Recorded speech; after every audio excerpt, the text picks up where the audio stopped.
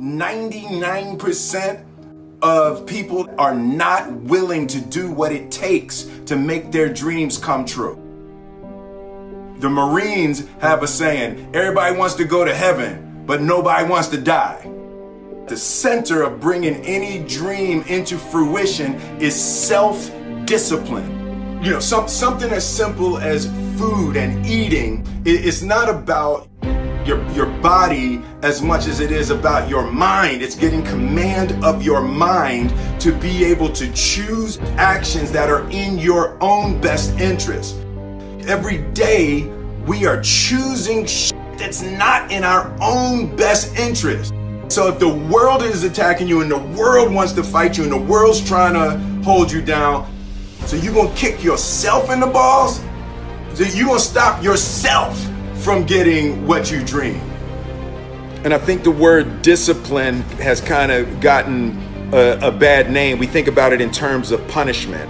I'm not talking about discipline in that way. I'm talking about discipline in the sense that you forego immediate pleasure for the exchange of long-term self-respect. I believe that self-discipline is the definition of self-love. That when you say that you love yourself, that means that you have behavior towards yourself that is loving. Self-discipline is the center of all material success. You cannot win the war against the world if you can't win the war against your own mind.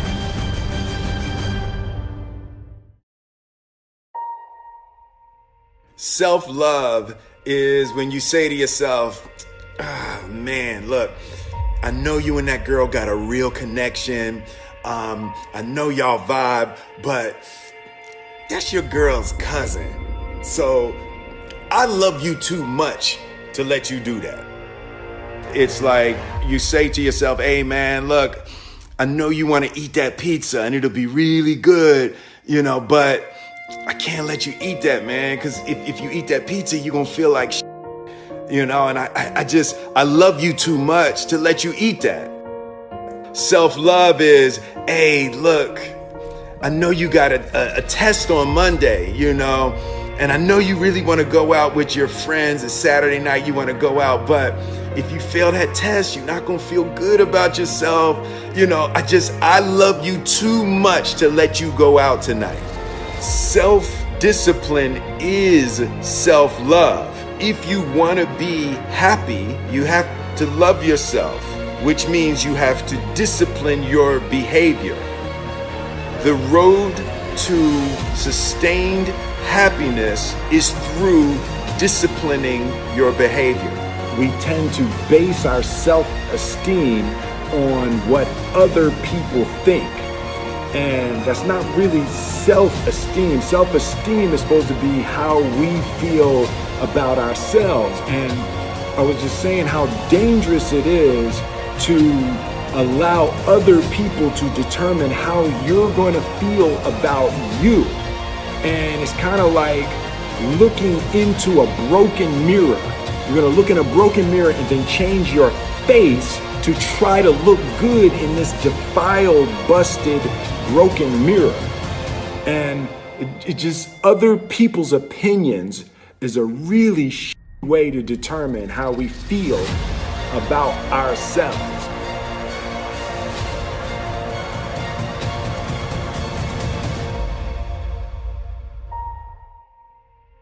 It don't matter whose fault it is that something is broken if it's your responsibility to fix it. For example, it's not somebody's fault if their father was an abusive alcoholic, but it's for damn sure their responsibility to figure out how they're going to deal with those traumas and try to make a life out of it.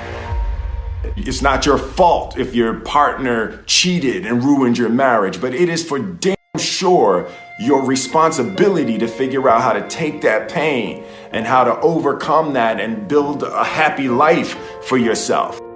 Fault and responsibility do not go together. It sucks, but they don't. When something is somebody's fault, We want them to suffer. We want them punished. We want them to pay. We want it to be their responsibility to fix it. But that's not how it works, especially when it's your heart.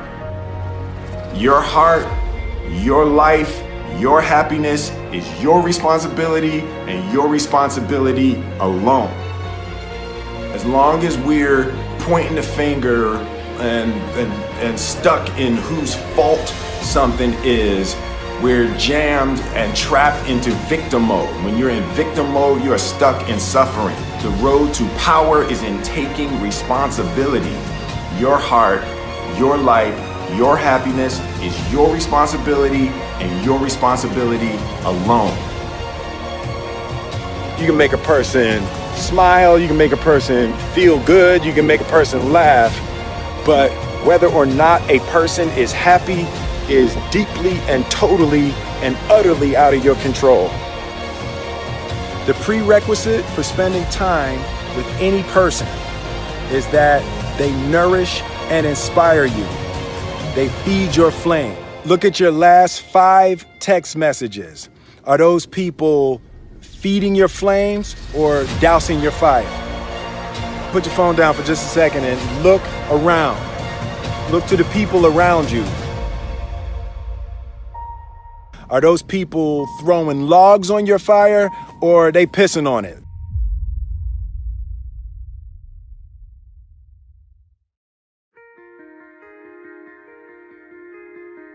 I want my life, I want my work, my family, I want it to mean something. And it's like, if you are not making someone else's life better, then you're wasting your time.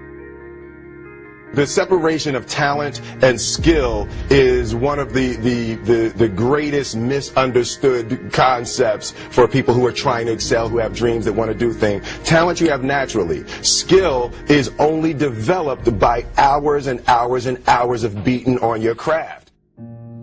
You don't try to build a wall. You don't set out to build a wall. You don't say, I'm going to build the biggest, baddest, greatest wall that's ever been built. You don't start there. You say, I'm going to lay this brick as perfectly as a brick can be laid. There will not be one brick on the face of the earth that's going to be laid better than this brick that I'm going to lay in this next 10 minutes. And you do that every single day. And soon you have a wall. And soon you have a wall. And I think psychologically, the advantage that gives me over a lot of people that I have been in competition with in different situations is it's difficult to take the first step when you look how big the task is.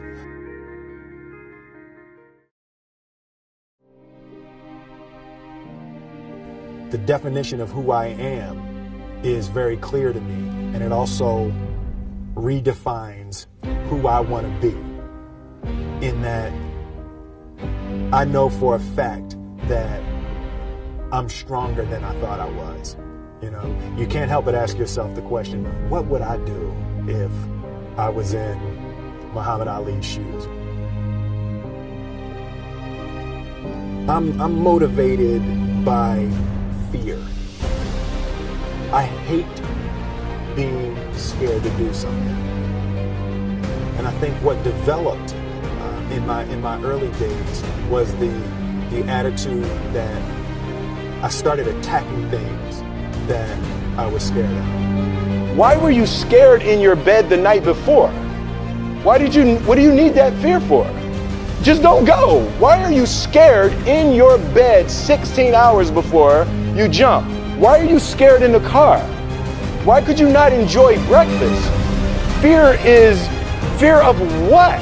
You're nowhere even near the airplane. Everything up to the stepping out, there's actually no reason to be scared. It only just ruins your day. You don't have to jump.